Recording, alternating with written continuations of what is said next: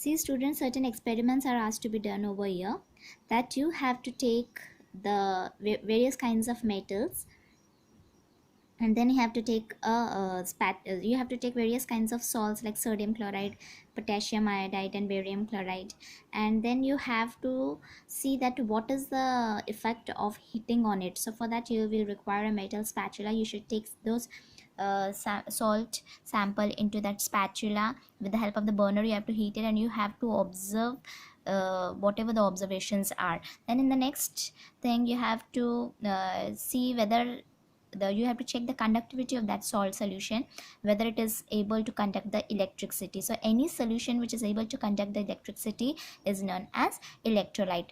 So here the carbon electrodes, these carbon electrodes are made up of graphite. Graphite is an allotrope of carbon which is able to conduct the electricity. So these are going to be taken into the salt solution, and then it is going to be connected to the terminals, to the negative terminal and the positive terminal of the battery, and one lamp will be fixed over here. If the solution is electrolyte, if that solution is able to produce the ions and the ions will carry the electricity, then the lamp is going to be glow, otherwise it will not glow. So if the lamp is not glowing, or if that bulb is not glowing, it will suggest that the solution is non-electrolyte. And the ionic compounds into its solid state, they cannot conduct the electricity, but into its aqueous solution, that means when this salt will be dissolved into water, it will result into formation of the ions, that is sodium ion, that is cation, and chloride ion, that is anion, and then these are going to carry the electric current. So the electricity will be conducted through that solution, and then that aqueous solution of ionic compounds will be known as electrolyte, and the lamp or the bulb is going to be glowing over here. Now let's see various properties of ionic compounds. That the attractive force between the positively and the negatively charged ions is strong. As I've taught you that there is a strong force of attraction between the cations and the anions, and because of this the ionic compounds exist in solid state, and these are hard, but these are brittle. If you are applying pressure on it, these are going to be broken. So these are breakable also on applying of pressure.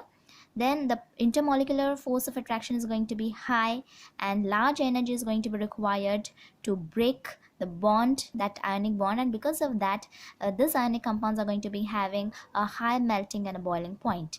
Then these ionic compounds are water soluble. We all know that NaCl is soluble into water. This is because water molecules orient in a particular manner. Now I would like to tell you that the water is a polar covalent compound.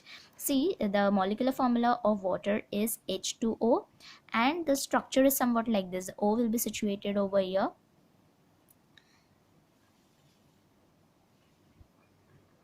So the angular V shape molecule is going to be there of a water molecule.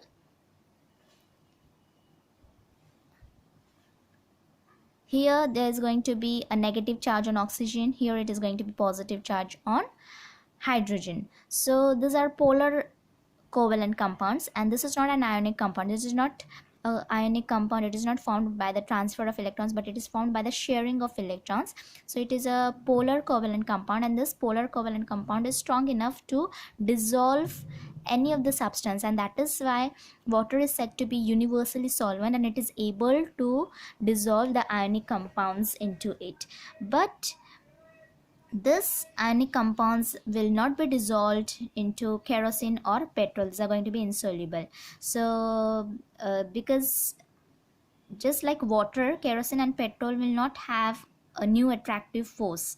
So a new attractive force cannot be established between the solvents, and that is why ionic compounds are going to be insoluble in kerosene and petrol, but these are soluble into the polar covalent compound, that is water, and water is a universal solvent. Then the ionic compounds cannot conduct electricity into the solid state, as I have taught you, because there is not going to be formation of ions, but into the fused state or into the aqueous state, these are going to produce the ion, that is sodium ion, cation, and chloride ion, that is anion, and these ions are going to carry the electricity. So the electric current can be passed through the solution of ionic compound. on passing current through the solution, the ions move to the oppositely charged electrode. That means the cation is going to be moved towards a negative electrode, that is cathode, and anion will be moving towards the positive electrode, that is anode. And because of that, the electricity will be conducted, and such kind of solution which are able to conduct the electricity are known as electrolytes. So ionic compounds are electrolytes into its dissolved state but not into the solid state. So these are all the properties of ionic compounds. Have a knowledgeable day. Thank you.